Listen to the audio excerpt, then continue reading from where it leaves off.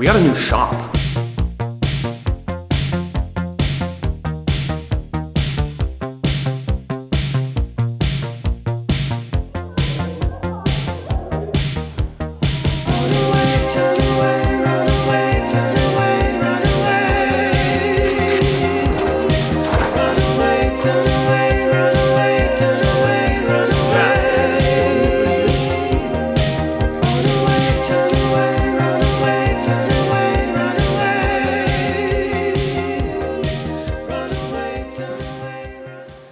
Well, there you have it, guys. 2025 is already over at the time you're watching this video. There's only a few days left in the year. I can hardly believe it, but like always, we want to make one of these end-of-year recap videos where we answer some of your Q&A questions, talk about the last year, and then also talk about some of the things that we're excited about going forward. 2025 marks the 4th year of us doing Checkpoint since we decided to bring it back in 2021. And we just want to say thank you guys so much for the way that you've, watched the videos, sent them to your friends, left encouraging comments, bought stuff from our store, came and hung out at our pop-up shop. It really takes the community, and if it wasn't for you guys, we wouldn't be able to do all the things that we're doing. So before everything else, thank you guys so much for everything. Yeah, what a year it's been. I mean, starting off the year with one of our longest videos ever, a project that Dylan had worked on for many, many months, which was the documentary behind Reed's silhouette car build, jumping right into New Year's touring, and then working on Dylan's car essentially all winter long, getting to know Sam better as he came out frequently to lend a hand, and then really just ended up being a huge part of that build. Going in from that into the springtime, getting back into drifting, taking the G35 out to a few events, unfortunately having tons of heartbreak and headaches with that car, and then moving on into the summer when we finished Dylan's Supra, and what a ride that was, getting that car done, getting it down to Old School Reunion in the States, where we incredibly won an award at the first show less than 24 hours after wrapping up the car. That was a super cool experience that I don't think we'll ever forget. Yeah, I mean, the summer started super strong with having the Supra finally done. Unfortunately, we had some lows with that too. When the tire debeaded and we thought that Reed might crash the car, that was a pretty shitty experience. But we're really glad that everything turned out okay from that. The summer started off super strong after that. Spending more time working on Dylan's car and getting it finalized. Sam importing his Cedric, which was one of his ultimate dream cars. Me spending a bunch of time getting the Beat the way I wanted it for the summer. And then we had our pop-up shop, which was another fantastic experience. The biggest turnout we've ever had. What a great night. We got Carly's car, going back a little bit from that, we got Carly's car done in 11 days so we could reveal it at the pop-up shop. It was super exciting to finally respec that car. It's one that's been kind of on the radar for us for a while that we knew we wanted to do something special with, and it just took a while to get off the ground. But this summer was the perfect time to get that car on new wheels, lowered more, just dialed in and painted. From there, we ended up parting ways with our old shop because we moved into this one, and that was, an unbelievable experience. We didn't go into 2025 thinking that we were going to end up in a space like this. It really just was happenstance, and the timing was right. Sam, who we became closer with during the time that we were putting Dylan's car together, was looking to get out of his shop. We were thinking about what it would be like if we were in a bigger space. This place came up on the market, and all of us came together to make it happen, which has just been the coolest experience. This is more space than we ever dreamed of having. It's way more personalized. It's just filled with all the things that we love. Having this shop has been a game changer for us, and it's been a real beautiful hub for us to just come together as a group of friends, spend time together, work on these cars, and make these videos for you guys to watch. Shortly after moving into the shop, we went and picked up the FRS, and that was super exciting as well because that's a project that we've been talking about getting into for a long time. And we made the decision that we're going to part ways with the G35 just because we felt like we'd done everything we could with that car and it was time for a new chassis. So we're not getting out of drifting completely, but we are changing our focus a little bit as we build the FRS as the main Checkpoint project car that will also be a car that we can take drifting if we want. Something really cool is coming soon, so we are planning on starting the year strong, jumping into that car.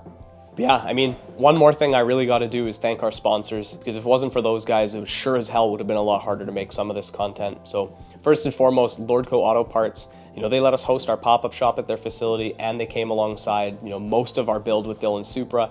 A lot of that stuff wouldn't have been possible if it wasn't for them, so thank you so much, Lordco. Art Captain Welders. They partnered with us on a bunch of different equipment needs that we had when we were putting Carly's car together. It was really cool to build a new relationship this year with them. Some of our parts sponsors like Cusha Select, Cube Speed, Max Peating Rods, being able to reach out to some of these brands and get different parts like coilovers or wheels or short shifters, things like that. As we're building cars, it's great having those relationships. You should definitely go check them out too. Yeah, it's going to be a really interesting year next year. We've actually got some pretty big sponsor opportunities that we're currently working out right now. So you will see that there are going to be some changes as to who our sponsors are starting pretty early next year. But we've got people that want to come on board for the FRS as part sponsors and helping us out with that build. And then we do have another brand that's going to be coming alongside us as a partner sponsor, kind of the title sponsor for Checkpoint, that'll help us keep making this content going forward. And on that note, looking forward to next year, we are starting the year super, super strong with a huge trip to Japan. I'm actually leaving in about a week, and then a few days after that, the majority of our team is going to be meeting me over there. So expect a lot of Japan content from Checkpoint for the first bit of the year. After that, once we get back, it's going to be all hands on deck for the FRS build. Really excited to see what we can turn that car into. That's going to be a big part, I'd say, of like the first half of the year, with a goal of kind of having it done by summertime. We got lots of different car shows and events that we want to attend this year, some local, some that'll involve some travel. We definitely want to get Dylan's car out to more shows now that the Super is done as well. And then a few other things that are kind of on our radar. YouTube added a collaboration feature. We'd really love to collaborate with some more creatives. So that's something that we're talking about right now is, whether it's trips or builds or different video ideas we have is involving more creatives in our process and getting involved in theirs and doing more stuff collaboratively, because that obviously is a big piece of importance for Checkpoint. Yeah, I think just in general, expect a little bit more of the same too. We're going to be working on cars, hanging out as friends, traveling the world, doing car stuff, and bringing you guys along for the ride. I'll jump into the Q&A section now. Last couple months, we've put out a few question and answer segments on our Instagram, and a few of you guys have sent over some really good questions. So I figured, end this video by answering some of the things that you guys want to know about Checkpoint. We got asked, is there going to be a Pop-Up Shop 2025 video? Honestly, if you've noticed that we only really included a short segment of Pop-Up Shop in the Carly's Laurel build video. Reason for that is that event is really, really hard for us to pull off. It really is all hands on deck. This year as a team, we focused on making sure the event went off without a hitch, which meant having all of us doing event related things, and Dylan was not filming, Cole was not filming, and we did hire some people to film for us, but we just did not end up with enough content, enough footage, enough of a story to really turn it into a video like you guys expect. And we're not about to start making videos that we don't fully 100% believe in. If we don't think we can turn something into a video that we're proud to post on our channel, we're simply just not going to do it. So unfortunately this year, there was no Pop-Up Shop recap video, but we're hoping that doesn't happen again next year. We'll make sure that there is a 2026 Pop-Up Shop 6 video for you guys. Next question was, when the hell are we going to Nansuri? I went. Where do you guys see the company and channel growing in the next year? I think I kind of alluded to some of that stuff. Really, we've learned the secret sauce is just enjoying what we do, spending time with friends and loving car life. Sometimes that's building cars here in the shop. Sometimes that's going out to events locally or far. That's traveling, that's getting to know new people. That's asking questions, shooting videos, taking photos. I think Checkpoint will just continue doing what we've always done, but just more and better as time goes on. And that really is the goal. So what's your favorite power tool? Love that question. I'd probably say 1/2-inch Milwaukee Impact. I think most of us on the team would probably agree that 1/2-inch Milwaukee Impact is the most useful power tool around. Okay, why are JDM Hot Boys afraid of bags? Good question from a guy that's on bags. I think we look at bags as a bit of a half commitment sometimes, in the sense that cars just don't look as good in motion when they're on air, because they're usually set up to look their best when they're like fully laid out, like at a car show parked. I think with Japanese cars, a lot of stuff is about like how the car looks when it's being driven. So static just makes a lot more sense. And it seems to communicate like a level of commitment when you build a car that's that low, and it always has to be that low. It requires you to drive it a certain way. It requires you to modify it in a certain way to keep it somewhat usable. Yeah, it's not that we hate bags. Like, we definitely agree that there are some vehicles where bags just make the most sense. If we kept our Alphard, for example, we probably would have put it on bags. I don't think coilovers would have made a lot of sense in a vehicle like that. But for the most part, like when we're building these era correct cars, like whether that's like an 80s style Kaido racer or like an early 2000s style drift car, like those cars were never on bags. Like there was always static suspension. So that's kind of what we try to emulate. Any visual inspiration for how the future of the 8.6 might look? Good question. I would say like our goal is to keep this car really really dialed and really simple. Like we don't want to do any overstated mods. Most people with like FRS BRZ builds, we feel like go pretty extreme. Our goal is just to make the car like most of our cars, just really clean, nice paint, really, really low, like maybe a little bit of aero, but nothing crazy, a really dialed interior, a really cool engine bay setup, small wheels, and just like make it drivable. I'd say that's probably the inspiration we're going for. No particular cars really jump to mind like that are out there right now, but I think you can get the idea. Ooh, this is a nice one. What moment from this year made you feel like, yeah, this is why we do this? It's those like little victories, you know, like seeing Dylan's car painted red for the first time is like one of those moments, or like being at the pop-up shop and like seeing all of our friends having like a really good time. Getting the text message that we got approved to rent this shop. Yeah, there's a lot of those little moments where it's like you feel like all the work and all the late nights and all the no's and all the sacrifices, like those are those moments where those things are overridden and everything feels worth it. Where do you see Checkpoint in 7 years? That's an oddly specific amount of time. That's longer than it's been around for technically, like considering we rebooted Checkpoint in 2021. We're only on year 4. So that would be our 11th year. I mean, the short answer is I would see it still running, still making videos.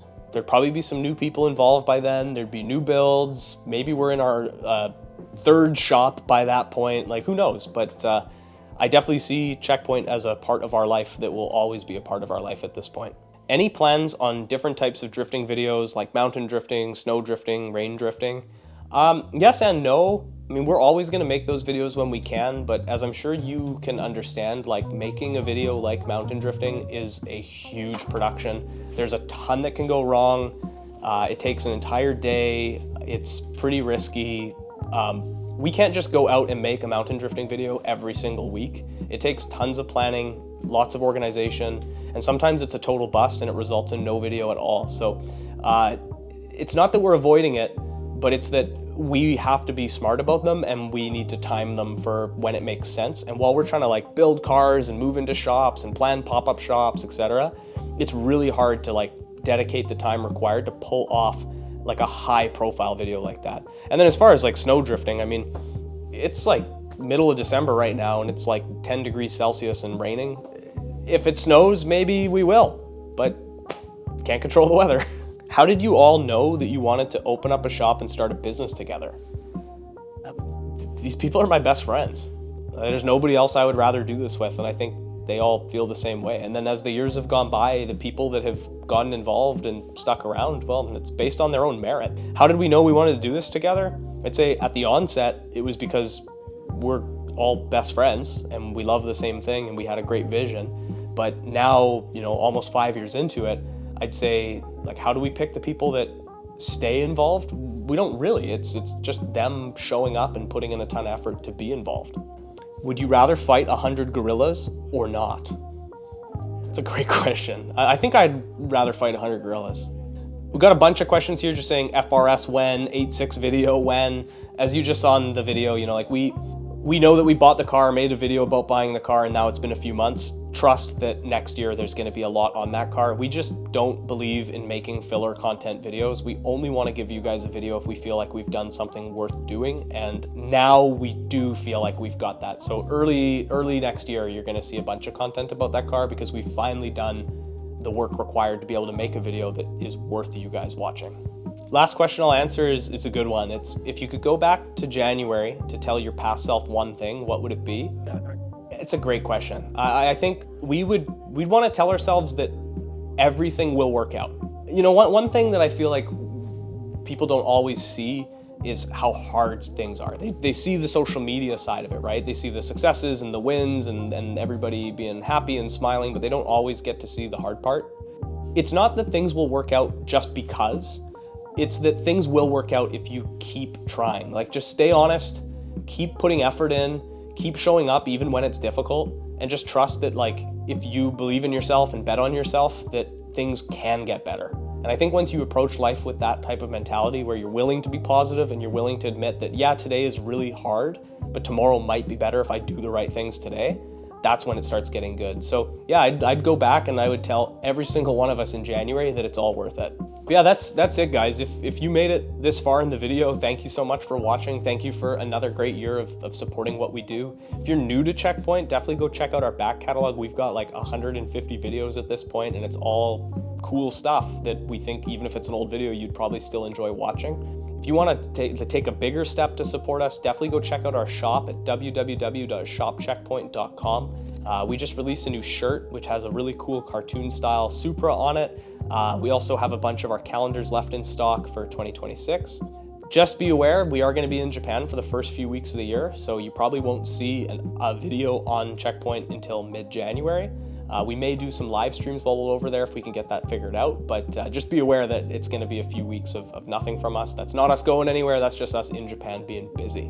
So yeah, guys, thank you for watching, and hopefully 2026 is the year that we crack 100,000 subscribers.